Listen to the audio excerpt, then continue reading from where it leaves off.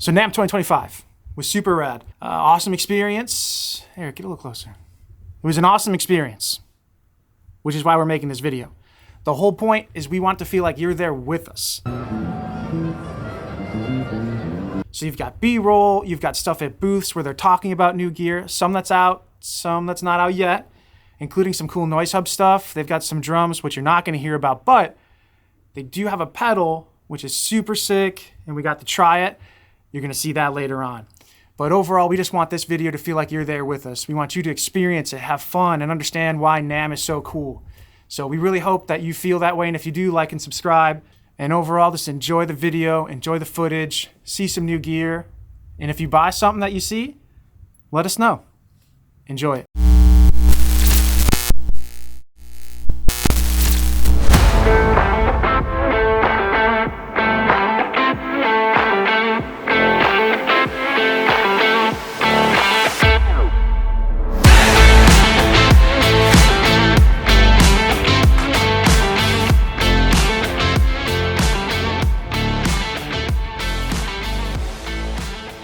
We're at HEDD Audio with Amber, and she's going to tell us about something really cool that HEDD has coming out this year called the Type 7. Yeah, so these are the Type 7s. They're our near-field monitors.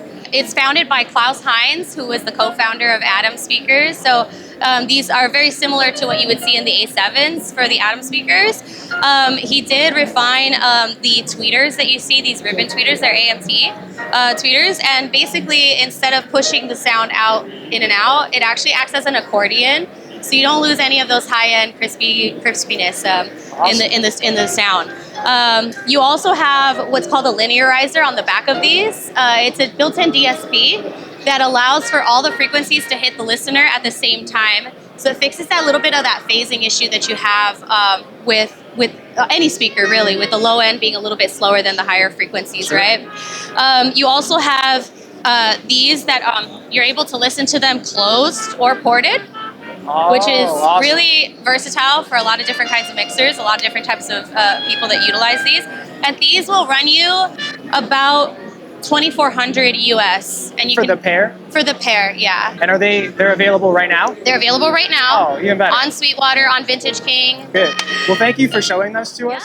We're at the Cranborne Audio booth here at Namm 2025. I use their stuff every week and I really love it. They have a lot of items that they have some like really high-end stuff, but they have some stuff that's also at a point where it's great for a home studio. And they've got a new compressor that I think is awesome from anybody from a beginner all the way up to a pro, because you can learn, fail, experiment, do that whole thing.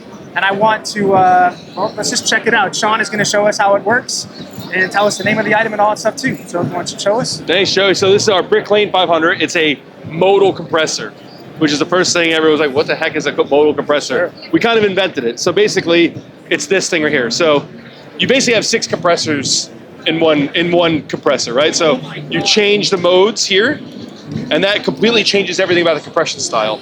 So Velvet is like a Varymu style compression. Float is Opto style compression. Smash is FET style punchy compression. Love it. Tame is like clean PWM compression. Glue is mix bus compression. Awesome. And Polish is mastering limiter. So really fast, really clean, and that has our analog look-ahead technology in it. So it's really just like one compressor that is really every type of compressor you could want. 6 different types of compressors. Awesome. So that's really, it's a really great, if you're looking for one analog outboard compressor to have, it's a good choice because it kind of gives you all the flavors. Awesome. So we are announcing today, launching, however you want to look at it, our new guitar pedal. This is the first physical product either of our companies ever made, Kit Plugins and NOIZ Hub. And it's a bit of a departure for us. It is totally analog. There's no software, there's no digital. So what we've got basically is a hybrid of a boost, distortion, fuzz, drive. It depends how you use it, you're going to get different sounds. The right side of the pedal has the master bypass switch. Once that's on, you got 3 controls and a switch right here in the middle.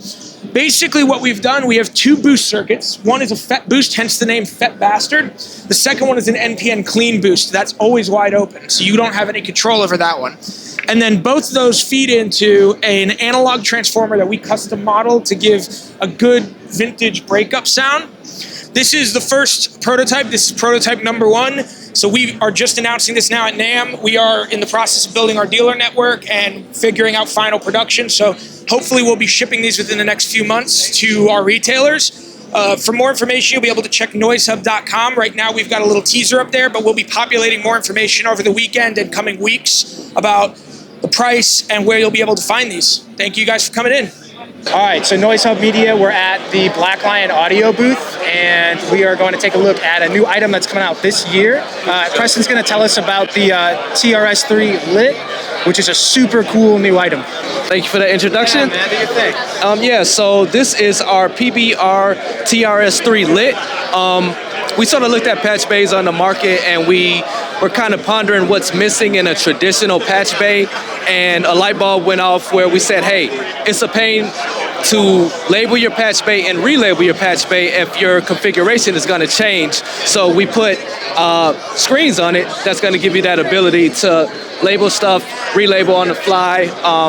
You have multiple input methods as well. So you can put a keyboard straight into this device and type what you want, or you can use PatchCAD and sort of pre-label them in PatchCAD, stick a USB into that, save that file, put it into the patch bay, hit update, and it'll update on the fly. So it's a simple change, but one that we think is going to have big implications. And is it out now? Yes, it is out now. Yep. Awesome. We are over at the Audix booth where they're talking about their new kick drum mic. And I'm with Steve. Here you are. Thank you, Steve. All right, tell me about it. Well, this is the D6X, brand new for this show. It is shipping, by the way. And this takes all the characteristics that people know and love about the D6, but expands the versatility in a big, big way. So the original D6, great sounding microphone. A lot of folks use it in various applications, be it for rock and roll, of course, where it's very well known, and other genres, different size kits. But some folks think that the thunderous sound of the original D6 is just a little bit overkill for maybe a smaller kit, as an example. So what we've done is we've taken the standard D6 and kept that basic tuning, added the switch here that in that first position, that is the standard D6. No change whatsoever. The middle position reduces that coloration, if you will, reduces that curve, and gives you a slightly less boomy, slightly less impactful response for the microphone overall. So that might be for your jazz kit, your country kit, whatever. The first position is almost flat. So it takes advantage of the VLM designed diaphragm for the quick transient response of this larger diaphragm microphone that it's known for, but removes almost all the coloration aspect of it. So now put it on a floor tom, put it on a bass guitar cabinet, or put it on a kick drum. You've just got now 3 microphones essentially in one with 3 different voicings, all with the durability of the machined aluminum body from the D6. Kind of a cool little X graphic on here too to differentiate it. But all the great stuff that was originally known about the D6 plus now some additional functionality. Hey, so we're at the Positive Grid booth here at NAMM 2025. We're hanging out with Rob, and he's going to tell us about an awesome product that's going to be really cool for the youngins who are kind of trying to get the sick rig with the sick price. All right, so he's going to talk about.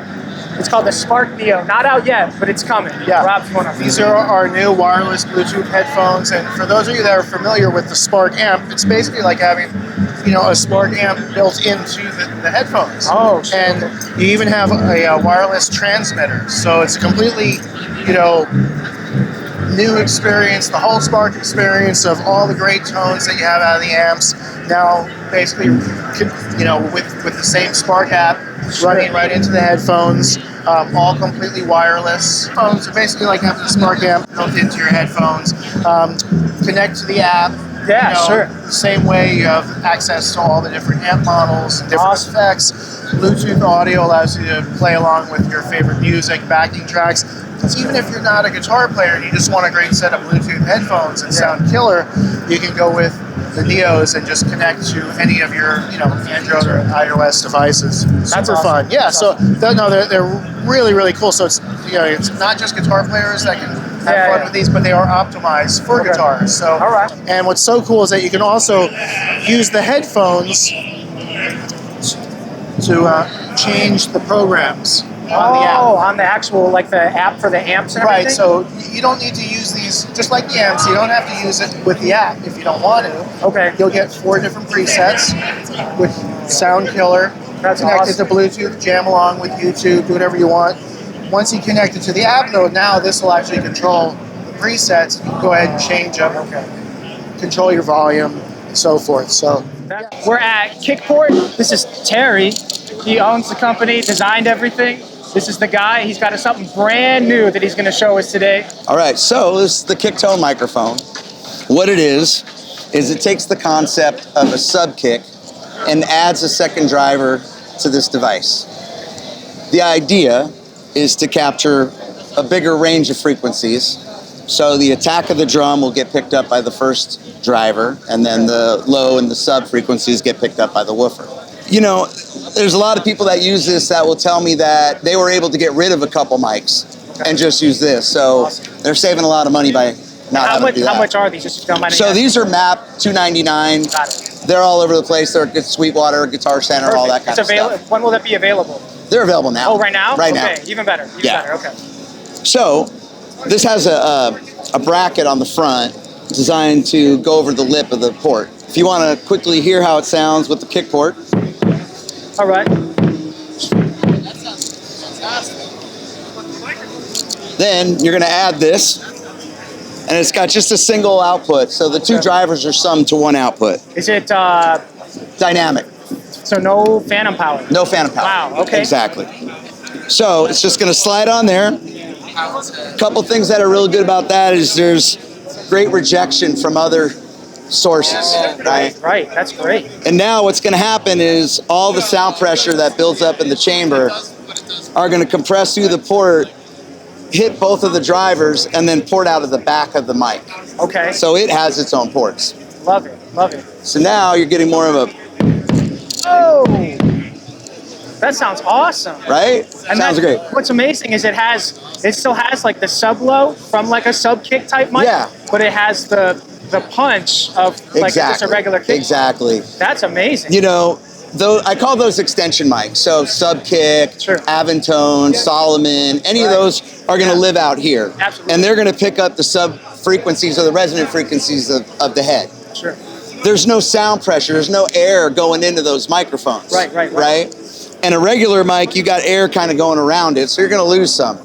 But now, since all that sound pressure, 100 dBs or so, are going to come into the mic, which is basically giving it a different delivery method, right? So I think that's why you're hearing more of that punch. That's a game changer for the studio, but even crazier for live sound too.